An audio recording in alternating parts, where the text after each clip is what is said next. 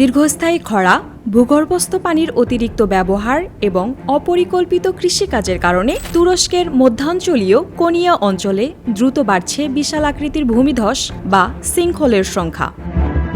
বিশেষজ্ঞরা সতর্ক করে বলেছেন, এই পরিস্থিতি অব্যাহত থাকলে দেশটির খাদ্য নিরাপত্তা মারাত্মক ঝুঁকির মুখে পড়তে পারে। তুরস্কের শস্যভাণ্ডার হিসেবে পরিচিত কোনিয়া অঞ্চলে বিস্তীর্ণ কৃষিজমিতে একের পর এক গভীর গর্ত তৈরি হচ্ছে।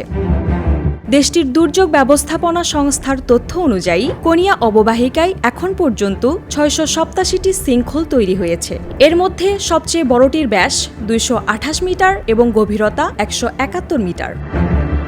জাতিসংঘের এক প্রতিবেদনে বলা হয়েছে, বর্তমান প্রবণতা অব্যাহত থাকলে ২০৩০ সালের মধ্যে তুরস্ক পানি সংকটাপন্ন দেশে পরিণত হতে পারে। জলবায়ু পরিবর্তন দীর্ঘমেয়াদী খরা পরিস্থিতিকে আরও জটিল করে তুলছে। বিশেষজ্ঞরা বলেছেন, কৃষকরা বর্তমানে ফসল বাঁচাতে ভূগর্ভস্থ পানি তুলছেন, কিন্তু পর্যাপ্ত পুনঃপূরণ না হওয়ায় ভবিষ্যতে পানির মজুদ দ্রুত ফুরিয়ে যাচ্ছে। এর ফলেই সিঙ্কহোলের সংখ্যা বাড়ছে। ইন্টারন্যাশনাল ডেস্ক, দৈনিক করতোয়া।